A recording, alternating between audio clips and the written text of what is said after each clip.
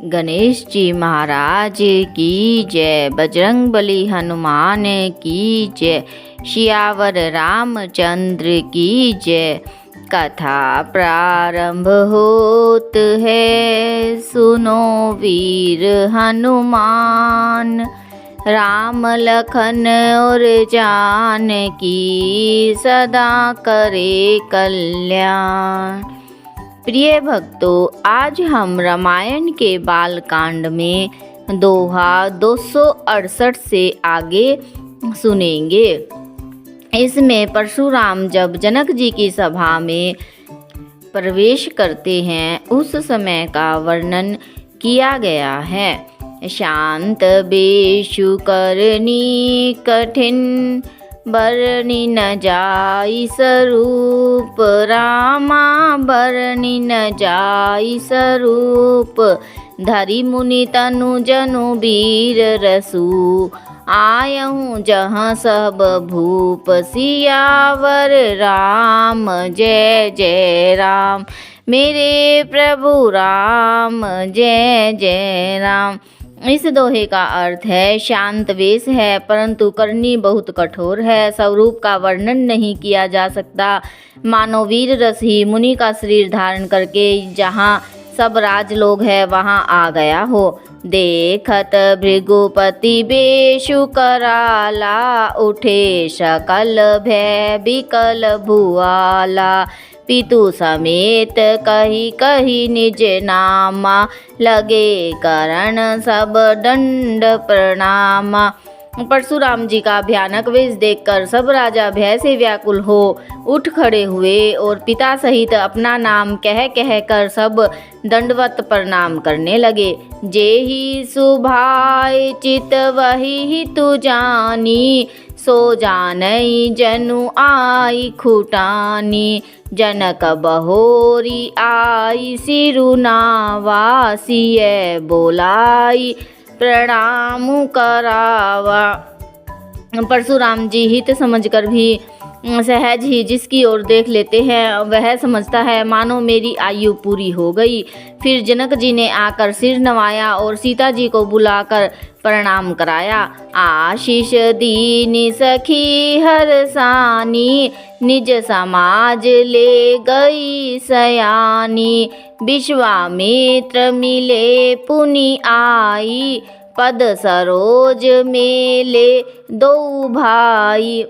परशुराम जी ने सीता जी को आशीर्वाद दिया। सखियां हर्षित हुई और वहाँ सब अधिक देर ठहरना ठीक न समझकर वेश यानी सखियां उनको अपनी मंडली में ले गई। फिर विश्वामित्र जी आकर मिले और उन्होंने दोनों भाइयों को उनके चरण कमलों पर गिराया।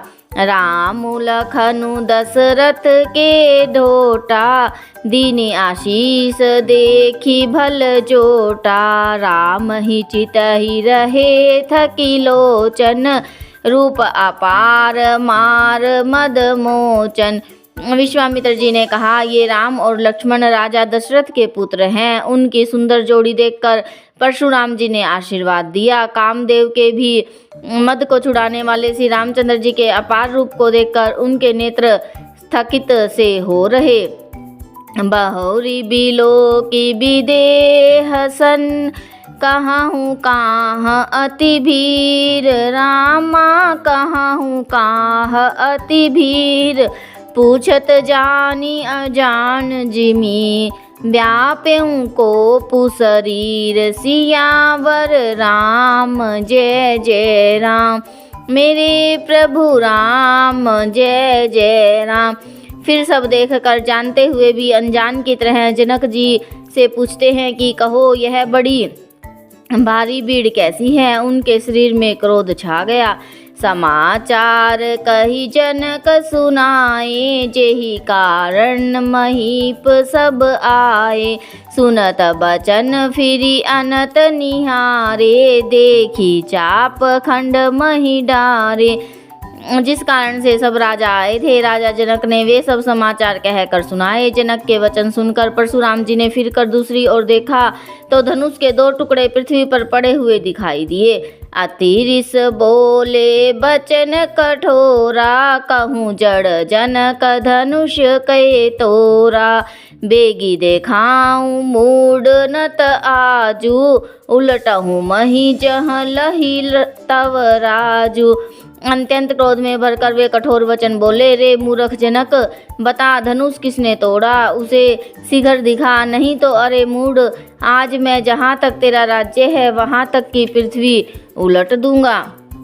अति डरु उत्तरु देत निपुनाहि, कुटिल भूप हर से मन माही। सुर मुनि नाग नगर नर नारी, सोचहि सकल त्रास उर भारी।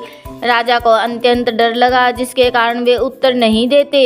यह देखकर कुटिल राजा मन में बड़े प्रसन्न हुए। देवता मुनि नाग और नगर के स्त्री पुरुष सभी सोच करने लगे, सबके हृदय में बड़ा भय है। मन पछितानि सिए महतारी, विधि अब संवरी बात बिगारी। भृगुपति कर सुभाव सुनि सीता, आरध निमेष कलप सम बीता।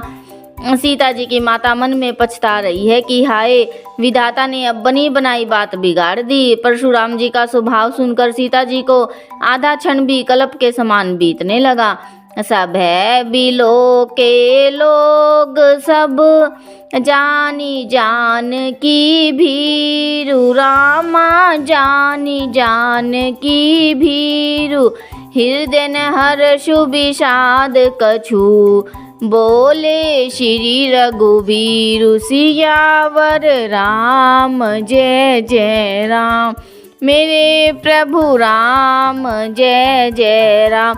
तब श्री रामचंद्र जी सब लोगों को भयभीत देखकर और सीता जी को डरी हुई जानकर बोले। उनके हृदय में न कुछ हर्ष था न विषाद। बोलो श्यावर रामचंद्र की जय। यहाँ हमारा मास प्रायण 9वां विश्राम पूरा होता है। अब हम आगे की कथा सुनेंगे। नाथ संबुधनु भंज निहारा, होई केउ एक दास तुम्हारा। आयशु काह कहिए किन मोही, सुनी रिसाई बोले मुनि कोही। हे नाथ, शिव जी के धनुष को तोड़ने वाला आपका कोई एक दास ही होगा। क्या आज्ञा है, मुझसे क्यों नहीं कहते। यह सुनकर क्रोधी मुनि रिसा कर बोले, सेवकु सो जो करे सेवकाई, अरि करणी करी करी लराई। सुनहु राम जेहि शिव धनु तोरा, सहस भाऊ सम सोरी पुबो मोरा। सेवक वह है जो सेवा का काम करे, शत्रु का काम करके तो लड़ाई ही करनी चाहिए। हे राम सुनो, जिसने शिव जी के धनुष को तोड़ा है वह सहस्त्र भाव के समान मेरा शत्रु है। सो बिलगाऊ बिहाई समाजा, नैत मारे जहि सब राजा। सुनि मुनि बचन लखन मुसुकाने, बोले परसु सुधरहि अपमाने। वह इस समाज को छोड़कर अलग हो जाए, नहीं तो सभी राजा मारे जाएंगे। मुनि के वचन सुनकर लक्ष्मण जी मुस्कुराए और परशुराम जी का अपमान करते हुए बोले, सुनो बहु धुनु ही तोरी लरिकाई, का बहु न असिरिस कीन गोसाई। एहि धनु पर ममता के ही हेतु, सुनी रिसाई कह भृगुकुल केतु। हे गोसाई जी, लड़कपन में हमने बहुत सी धनुहियाँ तोड़ डाली, किंतु आपने ऐसा क्रोध कभी नहीं किया। इसी धनुष पर इतनी ममता किस कारण से है। यह सुनकर भृगुवंश की ध्वजा स्वरूप परशुराम जी कुपित होकर कहने लगे, रे नृप बालक काल बस, बोलत तो ही न संभार। रामा बोलत तो ही न संभार, धनु ही सम त्रिपुरारी धनु, विदित सकल संसार, सियावर राम जय जय राम। मेरे प्रभु राम जय जय राम। इस दोहे का अर्थ है, अरे राजपुत्र, काल के वर्ष होने से तुझे बोलने में कुछ भी होश नहीं है। सारे संसार में विख्यात शिवजी का यह धनुष क्या धनु ही के समान है, अर्थात क्या कोई साधारण धनुष है। लखन कहा हसी हमरे जाना, सुनहु देव सब धनुष समाना। का छति लाभु जून धनु तोरे, देखा राम नैन के भोरे।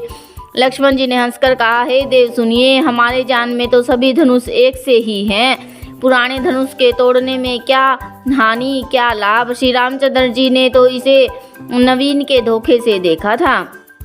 छुअत टूट रघुपत हु न दोषु, मुनि बिनु काज करिए कतरोसु। बोले चितई परसु की ओरा, रे सठ सुने ही सुभाऊ न मोरा। फिर यह तो छूते ही टूट गया, इसमें रघुनाथ जी का कोई भी दोष नहीं है। मुनि, आप बिना ही कारण किस लिए क्रोध करते हैं। परशुराम जी अपने फरसे की ओर देखकर बोले, अरे दुष्ट, तूने मेरा स्वभाव नहीं सुना। बालक बोली बंधऊ नहीं तो ही, केवल मुनि जड़ जान ही मोही। बाल ब्रह्मचारी अति कोही, विश्व विदित क्षत्रिय कुल द्रोही। इन चौपाइयों का अर्थ है, मैं तुझे बालक जानकर नहीं मारता। अरे मूर्ख, क्या तू मुझे नीरा मुनि ही जानता है। मैं बाल ब्रह्मचारी और अत्यंत क्रोधी हूँ। क्षत्रिय कुल का शत्रु तो विश्व भर में विख्यात हूँ। भुज बल भूमि भूप बिनु कीनी, विपुल बार मही देवन दीनी। सहस भाव भुज छेद निहारा, परसु बिलो कुमहीप कुमारा। अपनी भुजाओं के बल से मैंने पृथ्वी को राजाओं से रहित कर दिया और बहुत बार उसे ब्राह्मणों को दे डाला। हे राजकुमार, सहस्त्र बाहु की भुजाओं को काटने वाले मेरे इस फरसे को देख। मातु पिता ही जनी सोच बस, करसी महिष किशोर। रामा करसी महिष किशोर, ग्रभन के अभरक दलन। परसु मोर अति घोर, सियावर राम जय जय राम। मेरे प्रभु राम जय जय राम। इस दोहे का अर्थ है, अरे राजा के बालक, तू अपने माता पिता को सोच के वश न कर। मेरा फरसा बड़ा भयानक है, यह गर्भों के बच्चों का भी नाश करने वाला है। बोलो सियावर रामचंद्र की जय। कथा विसर्जन होत है, सुनो वीर हनुमान। राम लखन और जानकी, सदा करे कल्याण। बोलो सियावर रामचंद्र की जय।